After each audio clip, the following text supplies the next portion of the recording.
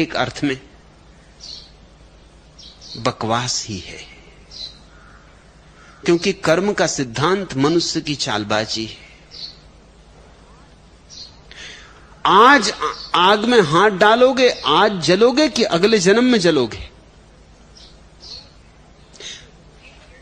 अभी पानी में डूबोगे तो अभी मरोगे कि अगले जन्म में मरोगे? गाली अभी दोगे और फल अगले जन्म में पाओगे? इतना फासला, कार्य और कारण में इतना फासला अकारण मालूम होता है। यह आदमी की चालबाजी, यह बचने का उपाय है, क्योंकि बीच में अगर समय हो तो इंतजाम की सुविधा रहेगी। अभी गाली दे लेंगे, फिर कल क्षमा मांग लेंगे, या मंदिर में जाके पूजा कर लेंगे, या गंगा स्नान कराएंगे, या कुछ पुण्य कर देंगे, दान कर देंगे, मंदिर बनवा देंगे, भगवान पर नया स्वर्ण मुकुट चढ़वा देंगे। बीच में समय है तो सुविधा है, कुछ कर लेंगे, भगवान की खुशामद कर लेंगे। और सदियों से तुम्हें समझाया गया कि भगवान खुशामदियों को पसंद करता है, स्तुतिकारों को पसंद करता है। तो तुम्हारी पूजा और तुम्हारी प्रार्थना क्या है? जरा गौर से देखोगे तुम खुद ही चौंकोगे, बड़े शर्मिंदा होगे। क्या कर रहे हो तुम प्रार्थना में? तुम खुशामद कर रहे हो। यह खुशामद वैसी है जिससे राजा महाराजाओं की चलती थी, और तुम्हारी प्रार्थनाओं के उत्तर नहीं आते। इससे दुनिया में नास्तिकता पैदा होती। हजारों साल में तुमने प्रार्थनाएं की हैं, उत्तर नहीं आए, इसलिए नास्तिकता बढ़ती गई है। नास्तिकता बढ़ाने का बुनियादी कारण तुम्हारे पंडित पुरोहित, उनके द्वारा दिए गए आश्वासन, क्योंकि वो सब आश्वासन असफल हो जाते। हां, कभी कभी संयोग वसात कोई तीर लग जाता है, अंधेरे में भी चलाओ तो लग जाए। कभी कभी कोई प्रार्थना नहीं सुनी जाती, कभी कभी लग जाए। तुम बुरा करते हो, उसी क्षण तुम बुरा पाते हो। तुम भला करते हो, उसी क्षण तुम भला पाते हो। तुम प्रीति करते हो, तुम्हारे भीतर सुगंध फैल जाती। तुम क्रोध करते हो, तुम्हारे भीतर दुर्गंध फैल जाती। तुम क्रोध करते हो, तुम नरक में उतर गए। तुमने प्रेम किया, तुम स्वर्ग में उठ गए। ये प्रतिक्षण हो रहा है। इसको कल पे टालने की जरूरत नहीं। कल पे टालना बकवास है, और इसको अगले जन्म पे टालना पंडित पुरोहित का षड्यंत्र है। उस षड्यंत्र में बड़ी खूबियां हैं। तुम गरीब हो तो वो कहता है तुम्हारे पिछले जन्मों के पापों के कारण तुम गरीब हो। तो इसका अर्थ तो ये हुआ कि रूस में किसी ने पिछले जन्म में पाप नहीं किए, क्योंकि अब रूस में कोई गरीब नहीं। तुम अमीर हो तो वो कहता तुमने पिछले जन्म में पुण्य किए। तो रूस में किसी ने पिछले जन्म में पुण्य भी नहीं किए, क्योंकि कोई अमीर भी नहीं। 20 करोड़ का मुल्क, पिछले जन्म इन लोगों के हुए कि नहीं हुए? कुछ तो किया होगा, अच्छा किया होगा, बुरा किया हो, कुछ तो किया होगा। लेकिन पंडित ने ईजाद कर रखी थी ये तरकीब। ये गरीब के लिए अफीम थी कि गरीब संतुष्ट रहता था कि क्या करूं, पिछले जन्मों के कर्मों का फल भोग रहा हूं, और आशा रखता था कि अब अच्छे कर्म करूंगा तो अगले जन्म में फल पाऊंगा अच्छे। और अच्छे कर्म का क्या अर्थ था? आज्ञा मानो पुरोहित की। अच्छे कर्म का अर्थ था जो शास्त्र कहे वैसा करो। अच्छे कर्म का अर्थ था कि शूद्र के घर में पैदा हुए हो तो शूद्र ही रहो, ब्राह्मण होने की कोशिश मत करना। जो तुम्हें मिला है उसमें ही जी लो, ताकि अगले जन्म में तुम्हारे ऊपर बगावत का कोई दोष न रहे। तो अगले जन्म में तुम्हें अच्छे अच्छे फल मिलेंगे। अगले जन्म का क्या पता है? न तुम्हें पिछले जन्म का पता है, न अगले जन्म का पता है।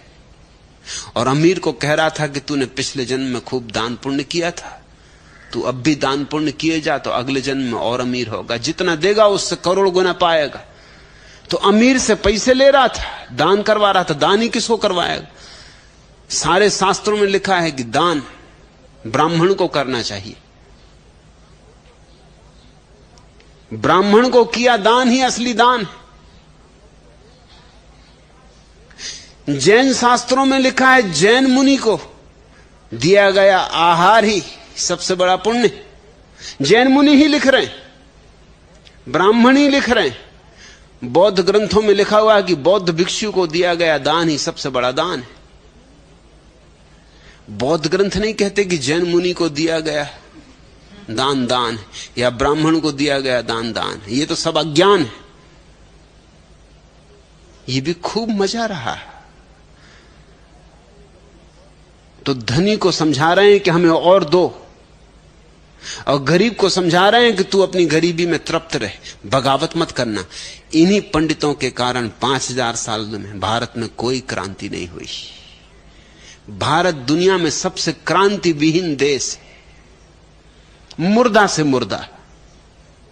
और क्रांतियां भी होती हैं तो वहां कचरा क्रांतियां होती हैं। अभी जयप्रकाश नारायण की जो क्रांति हुई, कर्म का फल भोग रहा है। क्रांति का सवाल कहां है? बिरला अमीर हैं पुण्यों के कारण, और तुम गरीब हो अपने पापों के कारण। बात खत्म हो गई। हमने तो हल कर लिया है मसला। अब क्रांति कहां? अब तो क्रांति का मतलब यह होगा कि कर्म के सिद्धांत के विपरीत जाओ, और कर्म के सिद्धांत के विपरीत जरा संभल के जाना है, क्योंकि वो परमात्मा के विपरीत जाना है। उसके फल भयंकर होंगे। नरक में सड़ोगे सदियों तक।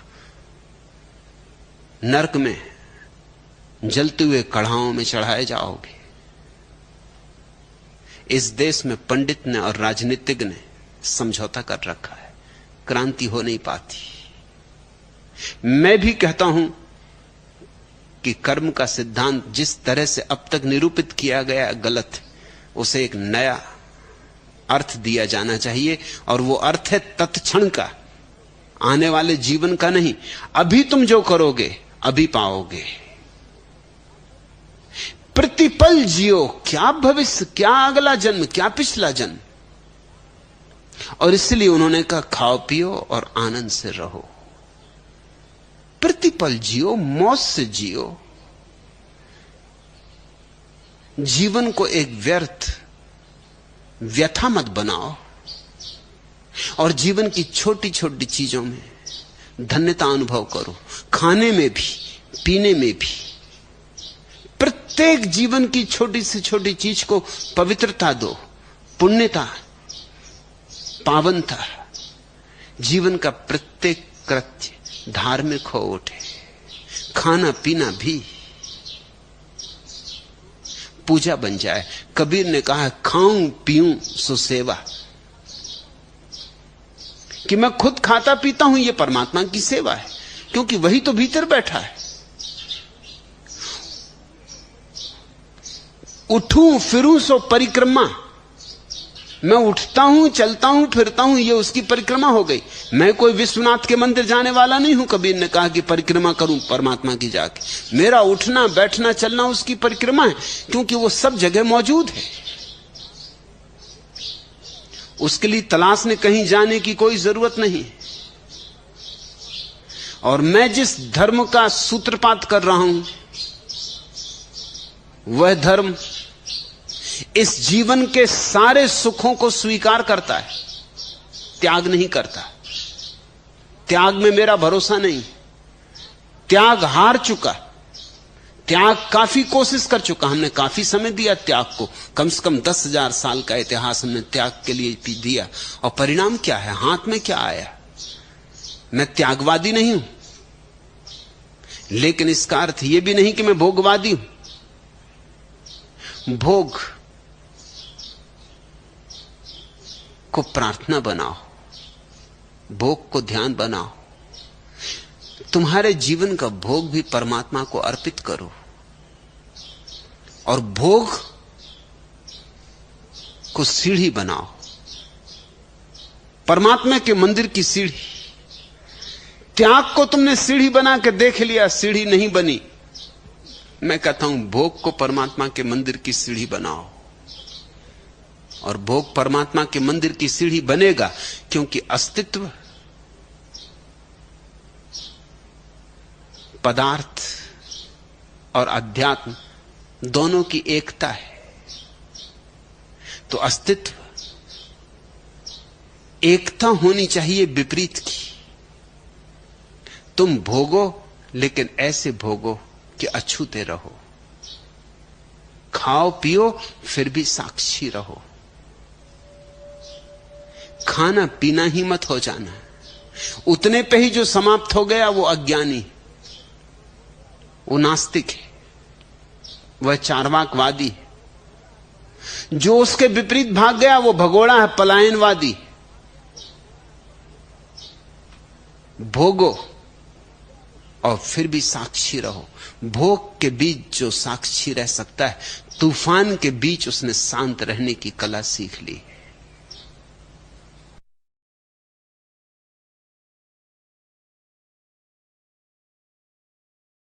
नानक कहते हैं, मनन से मन और बुद्धि में सुरति का उदय होता है, स्मरण का उदय होता है।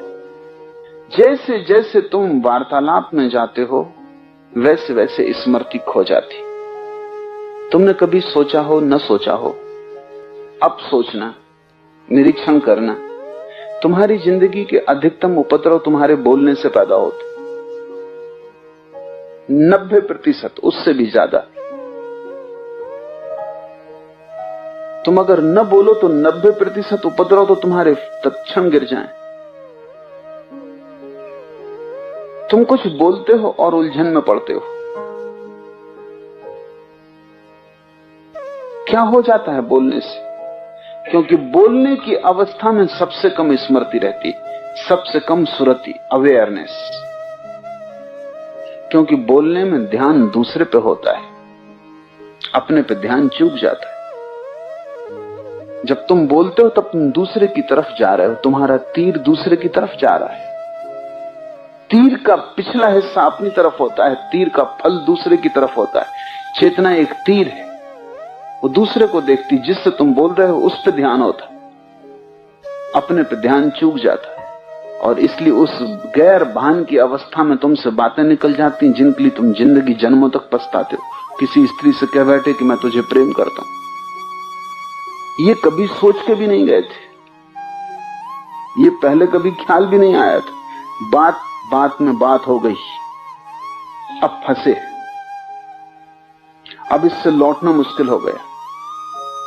अब इस बात से और बातें निकलेंगी, जैसे पत्तों में पत्ते लगते जाते, सब बात में बात लगती जाती। अब चल पड़े तुम एक यात्रा पर।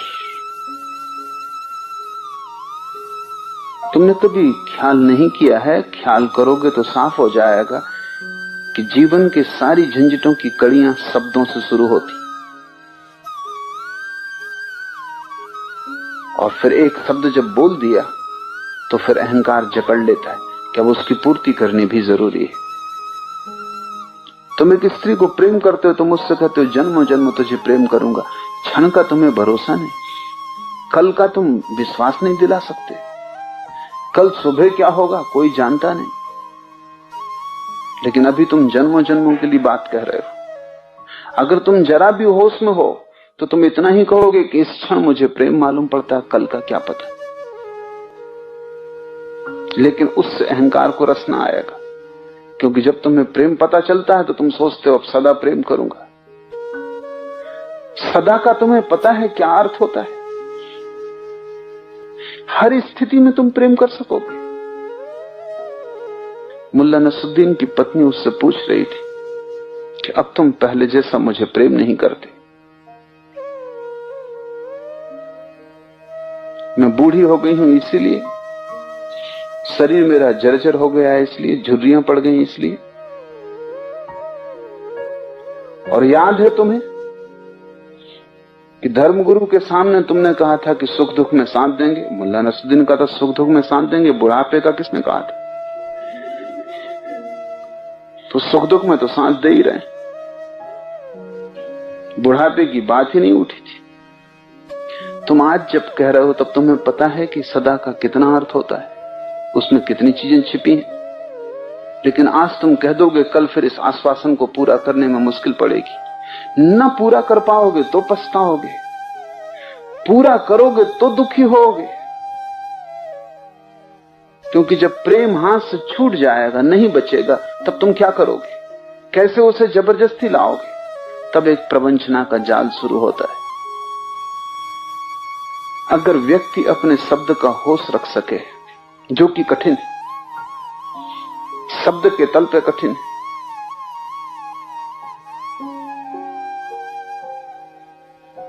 क्योंकि शब्द के तल पर तुम्हारी नजर दूसरे पर है, इसलिए अपना होश तुम कैसे रखोगे? सिर्फ बुद्धों के लिए बोलना ठीक है, क्योंकि उन्होंने अपने जीवन की साधना से 2 फल वाला तीर पैदा कर लिया है। उनके पास ऐसी चेतना है, उसी चेतना का नाम सुरति है। जब तीर में 2 फल है, दूसरे की तरफ, अपने तरफ, जब चेतना दोनों तरफ एक साथ देख पाती, जब चेतना तुम्हें बातचीत करने में खो नहीं जाती, सजग बनी रहती है, बोलने वाला बोलता रहता है, साक्षी भीतर खड़ा रहता, तब एक भी शब्द तुम्हें किसी झंझट में न ले जाएगा, अन्यथा शब्द तुम्हें झंझट में ले जाएंगे। एक सूफी कहानी है। गुरु ने 4 शिष्यों को मौन के लिए भेजा। सांझ हो गई, मस्जिद में चारों बैठे, दिया नहीं जलाया किसी ने। नौकर पास से गुजरता था तो एक ने कहा, भाई रात हुई जा रही, दिया जला दे। दूसरे ने कहा, तुम बोल गए, और गुरु ने मना किया था। और तीसरे ने कहा, क्या कर रहे हो, तुम भी बोल गए, गुरु ने मना किया था। और चौथे ने कहा, हम ही ठीक, हम अभी तक नहीं बोले। बोलने में एक विस्मरण है। ये कहानी तुम्हें हंसने जैसी लगती, तुम्हारी ही कहानी है। तुम चुप बैठो तब पता चलेगा कि बोलने का कितना मन होने लगता है। तुम चुप बैठो तब पता चलेगा कि भीतर तुम किस तरह बोलने लगते हो। और बाहर कोई भी बहाना मिल जाए कि सुरति खो जाओगे। कहानी का मतलब क्या है? कहानी का मतलब उन चारों में से किसी को स्मरण न रहा कि हम चुप होने के लिए यहां बैठे। और कहानी का मतलब है कि जब नौकर निकला, पास से दूसरा आया, ध्यान दूसरे पे गया, सुरति चुप गई। नानक कहते हैं, मनन से ही मन और बुद्धि में सुरति उदय होती। सुरति शब्द बड़ा प्यारा है, ये बुद्ध के सम्यक स्मरण से आता है। बुद्ध ने बड़ा जोर दिया है स्मृति पर, राइट माइंडफुलनेस पर, कि तुम जो भी करो स्मरण पूर्वक करना। बोलो तो स्मरण पूर्वक बोलना, चलो तो स्मरण पूर्वक चलना, आंख भी हिलाओ, पलक भी हिले, स्मरण पूर्वक। होश खो के मत करना कुछ, क्योंकि जो तुम होश खो के करोगे वही पाप, और जो तुम होश खो के करोगे उससे ही तुम अपने से दूर निकलते जाते हो। अपने पास आने की एक ही विधि है, तुम ज्यादा से ज्यादा होश संभालना। कैसी भी परिस्थिति हो, तुम एक चीज मत खोना, सब खो जाने देना, वो है होश। घर में आग लगी हो तो भी तुम होश पूर्वक घर के बाहर निकलना। ईश्वरचंद्र विद्यासागर ने एक संस्मरण लिखा है कि उनको वायसराय ने सम्मान के लिए बुलाया था। गरीब आदमी थे, ऐसा पुराना बंगाली ढंग का कुर्ता कमीज धोती पहनते थे, फटे पुराने कपड़े थे। मित्रों ने कहा कि वायसराय की सभा में इन कपड़ों में जाना उचित नहीं, अच्छे कपड़े बना देते। बात उनको भी जची, एक दो दफे इंकार भी किया, लेकिन फिर उनको भी लगा कि ठीक नहीं है, तो कपड़े बनवा लिए। कल सुबह वायसराय की सभा में जाने को है, उसके एक दिन पहले की घटना है। सांझ को लौटते थे बगीचे से टहलकर, सामने ही एक मुसलमान अपनी कपड़े पहने हुए, चूड़ीदार पजामा, शेरवानी, हाथ में छड़ी लिए, बड़े शौक से शाम की चहलकदमी करता हुआ जा रहा है घर वापस। एक आदमी भागा हुआ आया और उसने कहा, मीर साहब आपके घर में आग लग गई, जल्दी करिए। लेकिन वो वैसे ही चलता रहा, चाल में जरा भी फर्क ना आया, जरा भी, जैसे नौकर आया ही नहीं, जैसे नौकर ने कुछ कहा ही नहीं। जैसे कुछ भी नहीं हुआ, वो जैसा था ठीक वैसा ही रहा, सुर जरा भी ना बदला उसका। नौकर समझा कि शायद मालिक ने सुना नहीं, क्योंकि आग लगने का मामला है। उसने कहा कि आप समझे या नहीं, सुना आपने या नहीं, किस विचार में खोए? मकान में आग लग गई। नौकर कप रहा है, पसीना पसीना है, बड़ा उत्तेजित है, और नौकर है, उसका कुछ भी नहीं चल रहा है। उस मुसलमान ने कहा, सुन लिया, लेकिन मकान में आग लग गई, इस वजह से क्या जिंदगी भर की चाल बदल दें? आते हैं। ईश्वरचंद्र पीछे ही थे, उन्होंने ये सुना तो बड़े हैरान हुए। उन्होंने भी सोचा कि जिंदगी भर के कपड़े बदलें वाइसराय के, और ये एक आदमी, वो वैसे ही तो वो पीछे गए उसके, देखें ये आदमी अनूठा है। वो आदमी वैसे गया जैसे रोज जाता था, वही चाल रही, वही छड़ी का हिलना रहा। घर पहुंच गया, आग लगी है, उसने नौकरों से कह दिया कि बुझाओ, कि बाहर खड़ा रहा, सब इंतजाम कर दिया, लेकिन उस आदमी में रत्ती भर फर्क नहीं है। ईश्वरचंद ने लिखा है कि मेरा हृदय श्रद्धा से झुक गया, ऐसा आदमी तो मैंने देखा नहीं। ये किस चीज को संभाल रहा है? उसका नाम सुरुति, उसका नाम स्मृति। ये एक बात संभाले हुए है कि अपने होश को नहीं खोना। जो हो रहा हो रहा है, जो किया जा सकता है वो कर रहे हैं, जो करने योग्य है वो किया जाएगा, लेकिन स्मृति कभी भी खोने योग्य नहीं है। इस दुनिया में ऐसी कोई भी चीज नहीं है इतनी मूल्यवान जिसके लिए तुम सुरति को खो, लेकिन तुम छोटी छोटी चीजों में खो देते हो। 1 रुपए का नोट गिर गया और देखो तुम कैसे पगला जाते हो, एकदम ढूंढ रहे हैं पागल की तरह, जहां नहीं हो सकता वहां भी ढूंढ रहे हैं। किसी आदमी को देखो घर में उसकी कोई चीज खो गई, चीज बड़ी हो, वो छोटा सा डब्बा भी खोल के देख रहा है कि शायद तुम स्मृति को खोने को तैयार ही हो। खोने को तैयार हो ये कहना भी शायद ठीक ही नहीं, तुम्हारे पास है ही नहीं, तुम खोओगे क्या? तुम मूर्छित। नानक कहते हैं मनन से मन और बुद्धि में सुरति का उदय होता है। जैसे जैसे ओंकार गहरा बैठता है, पहले तुम्हारा उच्चार बंद होता है, वैसे ही तीर भीतर की तरफ मुड़ता है, क्योंकि अब बाहर कोई नहीं रहा जिससे बोलना। बोलना यानी बाहर से संबंध बनाना, बोलना यानी सेतु, उससे हम दूसरे तक जाते हैं, वो संवाद है, वो दूसरे और हमारे बीच का नाता है, वो तोड़ लिया। नहीं बोलना, चुप हो गए। चुप का अर्थ है यात्रा उल्टी हो गई, तीर वापस लौटा, अंतर यात्रा शुरू हुई। उसी वक्त से स्मृति की पहली झलक आनी शुरू हो जाएगी। तुम पाओगे तुम हो, तुम पहली दफे जाग के पाओगे कि मैं हूं। अब तक सब दिखाई पड़ता था, तुम भर नहीं दिखाई पड़ते थे, तुम भर छाया में खड़े थे, दिया तले अंधेरा था। अब तुम जागोगे, फिर जैसे जैसे गहराई बैठेगी ओंकार की, मनन शब्द पर आएगा, वैसे वैसे सजगता बढ़ेगी। उसी अनुपात में तुम ऐसा समझो जैसे तराजू के 2 पलड़े, एक पलड़ा ऊपर उठता है तो दूसरा उसी अनुपात में नीचे आता है। जिस अनुपात में तुम भीतर जाते हो उसी अनुपात में सुरति बढ़ती है। और तीसरे तल पर जहां शब्द भी खो जाता है, सिर्फ ओंकार की ध्वनि रह जाती, नाद रह जाता है,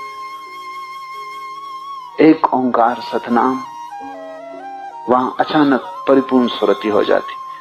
तुम जाग के खड़े होते हो जैसे हजारों साल की नींद टूट गई, अंधेरा गया, प्रकाश आया। जन्मों जन्मों से तुम जैसे सोए थे और एक सपना देख रहे थे, सपना विच्छिन्न हो गया। खोपड़ी से मुक्त होने का ख्याल भी खोपड़ी का ही है।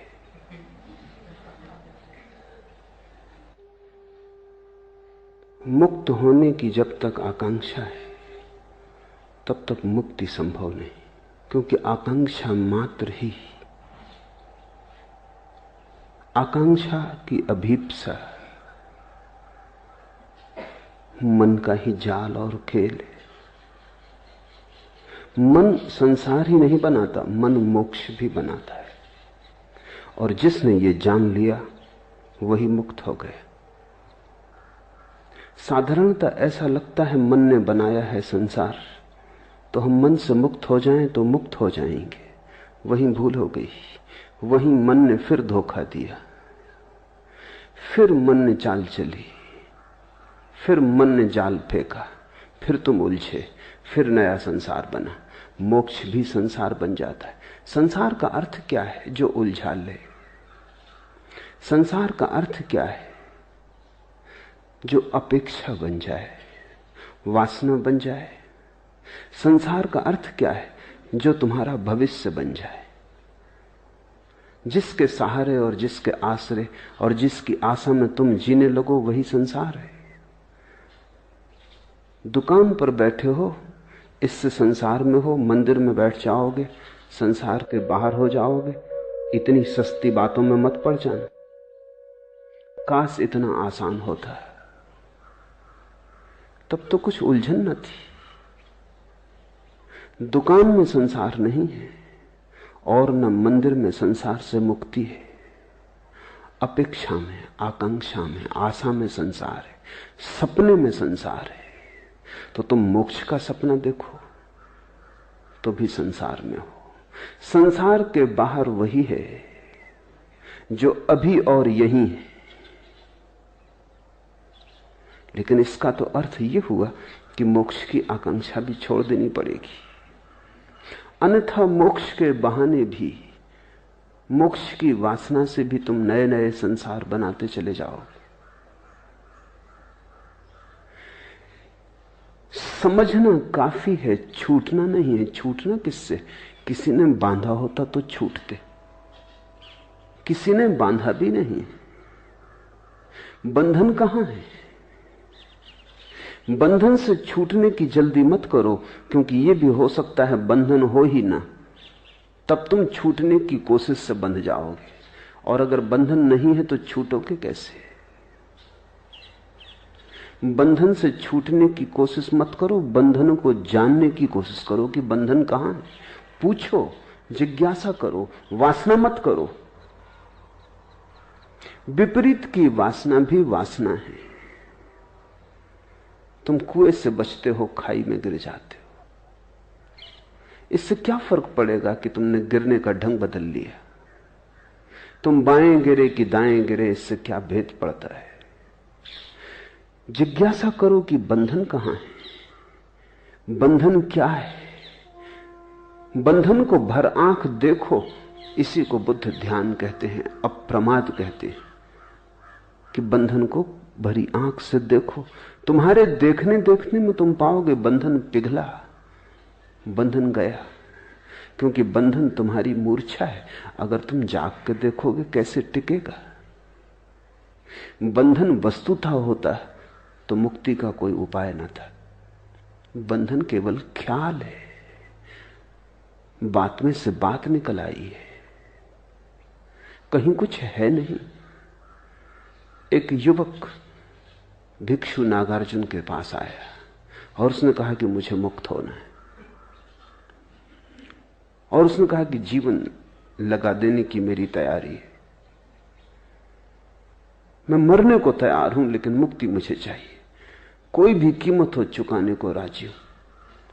अपनी तरफ से तो वो बड़ी समझदारी की बातें कह रहा था।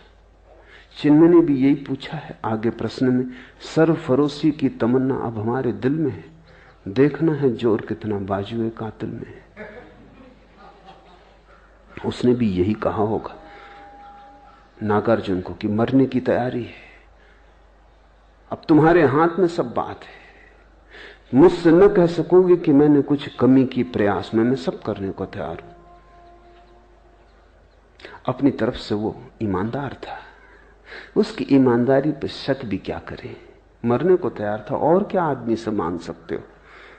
लेकिन ईमानदारी कितनी ही हो भ्रांत थी। नागार्जुन ने कहा ठहर, एक छोटा सा प्रयोग कर, फिर अभी इतनी जल्दी नहीं मरने मारने की, ये भाषा ही ना समझेगी। यहां मरना मारना कैसा। तो एक 3 दिन छोटा सा प्रयोग कर फिर देखेंगे। और उससे कहा कि तू चला जा सामने की गुफा में, अंदर बैठ जा और एक ही बात पर चित्त को एकाग्र कर कि तू एक भैंस हो गया है। भैंस सामने खड़ी थी, इसलिए नागार्जुन को ख्याल आ गया कि तू एक भैंस हो गया है, सामने भैंस खड़ी है। उस युवक ने कहा जरा चिंतित होकर कि इससे मुक्ति का क्या संबंध। नागार्जुन ने कहा वो हम 3 दिन बाद सोचेंगे। बस तू 3 दिन बिना खाए पिए बिना सोए एक ही बात सोचता रहे कि तू भैंस हो गया है। 3 दिन बाद मैं हाजिर हो जाऊंगा तेरे। अगर तू इसमें सफल हो गया तो मुक्ति बिल्कुल आसान है, फिर मरने की कोई जरूरत नहीं। उस युवक ने सब दांव पे लगा दिया। वो 3 दिन न भोजन किया न सोया। 3 दिन अहिर्निश उसने एक ही बात सोची कि मैं भैंस हूं। अब 3 दिन अगर कोई सोचता रहे भैंस है, वो भैंस हो गया। हो गया नहीं कि हो गया, उसे प्रतीत होने लगा कि हो गया। एक प्रतीति पैदा हुई, एक भ्रम जाल खड़ा हुआ। जब तीसरे दिन सुबह उसने आंख खोल के देखा तो वो घबराया। वो भैंस हो गया था। और भी घबराया क्योंकि अब बाहर कैसे निकलेगा। गुफा का द्वार छोटा था। आए तब तो आदमी थे, भैंस थे, उसके बड़े सींग थे। उसने कोशिश भी की तो सींग अटक गए। चिल्लाना चाहा तो आवाज तो ना निकली, भैंस का स्वर निकला। जब स्वर निकला तो नागार्जुन भागा हुआ पहुंचा। देखा युवक है, कहीं कोई सींग नहीं है, मगर सींग अटक रहे हैं। कहीं कोई सींग नहीं है, वो आदमी जैसा आया था वैसे ही है। लेकिन 3 दिन का आत्मसम्मोहन, 3 दिन का सतत सुझाव, 3 बार भी सुझाव तो परिणाम हो जाते हैं। 3 दिन में तो करोड़ों बार उसने सुझाव दिए होंगे। फिर बिना खाए बिना सोए। जब तुम 3 दिन तक नहीं सोते तो तुम्हारी सपना देखने की शक्ति इकट्ठी हो जाती। 3 दिन तक सपना नहीं देखा, जैसे भूख इकट्ठी होती है 3 दिन तक खाना ना खाने से, ऐसा 3 दिन तक सपना ना देखने से सपना देखने की शक्ति इकट्ठी हो जाती।